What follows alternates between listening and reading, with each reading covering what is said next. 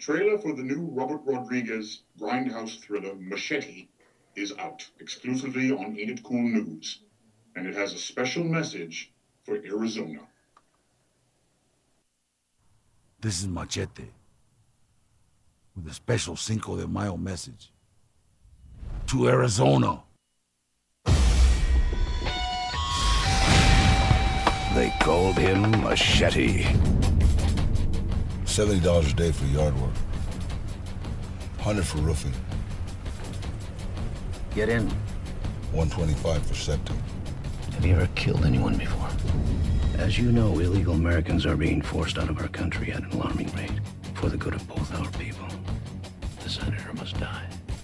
He was given an offer he couldn't refuse. And make no mistake, we are at war. Every time an illegal dances across our border, it is an act of aggression against this sovereign state, an overt act of terrorism.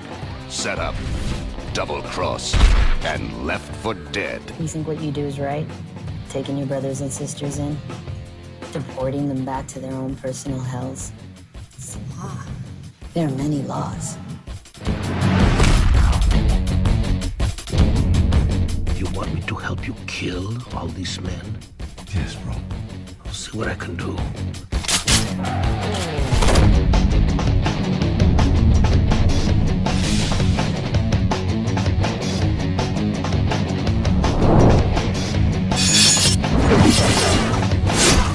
He's coming after us. He knows the score. He gets the women. There's nothing I'd like more than to see that Mexican dance the bolero at the end of a rope. And he kills the bad guys. We didn't cross the border! The border crossed us!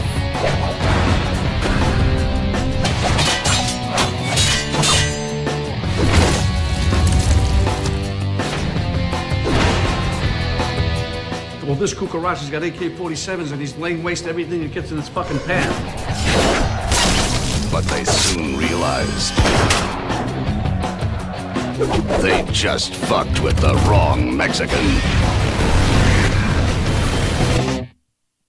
Machete. The special message: Danny Trejo will kill you with knives. Is it me, or is Danny Trejo the Latino Sam Elliott? Anybody? He's really grizzled. What do you guys think? Who is Danny Trejo's Caucasian analog? I like Sam Elliott. I love Sam Elliott. I'd have to say Ray Fiennes. Right, what? I don't know. By the way, you know, we were just talking about filmmakers, J.J. Abrams and Quentin Tarantino, who have the power to do whatever they want, and that's it. They don't care. Robert Rodriguez, although I have problems with him in some of his films, he's the same type of guy where he doesn't care what the studio thinks. He's down in Texas doing his thing. You know what? He's not taking studio notes for Machete. No, he's making the film he wants to make. And this is basically an expansion of one of those trailers that they had in Death Proof and the Grindhouse. In Grindhouse. So they're taking those and they're sort of playing with them, which I think is a great idea. I love Danny Trejo. You know, Danny Trejo was once in prison for real. That's why he looks grizzled like that. Yeah. He really was. He's like an ex-con, you know, one of those guys who brought it to the screen with a tremendous film career. But I think it looks like a lot of fun. And I usually can't stand Rodriguez's credit whoredom when he gives himself credit for everything. He directs it. He scores it, he edits it. He does the music, he does the set direction and the art direction, and he takes like 5 credits at the top of the film. And then if you look in the end titles, he's there with the mixer and with But now what are you supposed to do if he actually does all those roles? Yeah, because for little short films I've done that too, and I'm like, how do you get rid of credits? There are a lot of directors. Steven Soderbergh, for example, very often edits his own movies and is his own DP. He takes pseudonyms. Oh, okay. Because he doesn't want to look like a pig. He doesn't want to look like a pig. And it's common practice for a lot of directors to just say, you know what, I was one of the editors, but you take the credit. And the Coen brothers also, you know, there was a time a couple years ago when the Coen brothers, who edit their own films under the pseudonym Rodrieguez, Rodrieguez was going to be nominated for an Oscar. Okay? And the Academy wasn't quite sure what to do if it turns out that Rodrieguez was nominated for an Oscar, because there is no Rodrieguez. You know, so really what you do is, if you're a magnanimous person, not Robert Rodriguez, you just take all, you take all the credit yourself, whatever it is. It gets old where you see his name show up too many times in a movie. So just cut it back and be a little more magnanimous, and we'll enjoy your movies more. But that looks like a lot of fun. A nice throwback to those movies from the 70s, which and you I know love. what? I'm glad De Niro's in this film, and I'll tell you why. De Niro, he is about that close to destroying whatever credibility he has left in his brilliant career.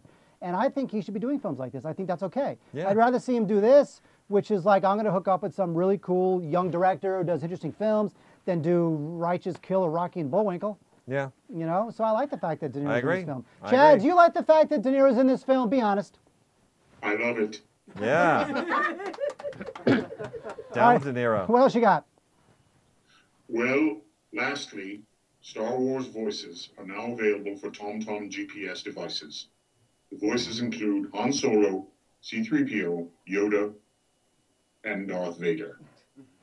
Now, I've listened to some of these samples, and they are just incredible. Amazing.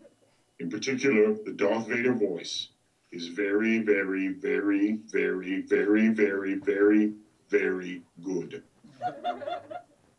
That's all I have to say about that. All right. Well, we got a clip of that. Let's take a look. Please take the third exit on the roundabout. It's roundabout. Correct. Roundabout. You're saying roundabout. It's roundabout. Is there any way you can make it sound a little less depressing? Exit right ahead. Don't force it. Interesting. Sound vaguely familiar. I'm noticing a slight similarity. All right, anyway. Yeah. What I'm saying is, okay, that looks like a lot of fun. All right. So what's that? I mean, so these character voices, TomTom. I love is it. I that think just it's great. Lucas continuously? I mean, Lucas really doesn't sell out anymore. Everything is a sellout. I guess whatever he does. Can it really be called sellout anymore if that's all he does with his characters? It'll pay for his electric bill next month. Right. I mean, yeah, that's what I mean. Although, you know what, I will say this. The first time you drive from L.A. to Las Vegas with Darth Vader voice and the GPS, 10 miles into that trip, you will literally go rent a car instead of hear that crap for another 400 miles. I mean, really, do you want to go all the way to Vegas with nothing but with Darth Vader as the GPS voice? Well, I say no. I'm just saying. I think if it were Chewbacca giving you instruction, that would be a problem because you really wouldn't know where you're going. But Darth Vader's okay. Okay, by the way, can I say something serious? That's awesome. Yeah, I really would love to have that. I really wish I had a TomTom so I could have that. Yeah. That thing's pretty cool. That's fun. And I would get Darth Vader. I mean, do you really want Princess Leia to say make a left here? You don't want that. You want Darth Vader. I don't know. Or R2D2. Imagine if R2D2 would beep beep beep beep. You wouldn't know what's going on. That'd be a problem too. Lost. That'd be a problem too. All right, I am all about that. I love that idea. Yeah. I love that idea, Chad. I'm just saying. I don't know if it had anything to do with it. Probably not. No comment. Yeah. But I think it's a great idea. Anything else? Is that it? That's all I got. I got to get back. I got to get this kid back to his mother. Do it. All right, Chad. Thank you very much. Good luck with that baby you're taking care of, and we'll see you next week. Thanks, guys. See you later. The news.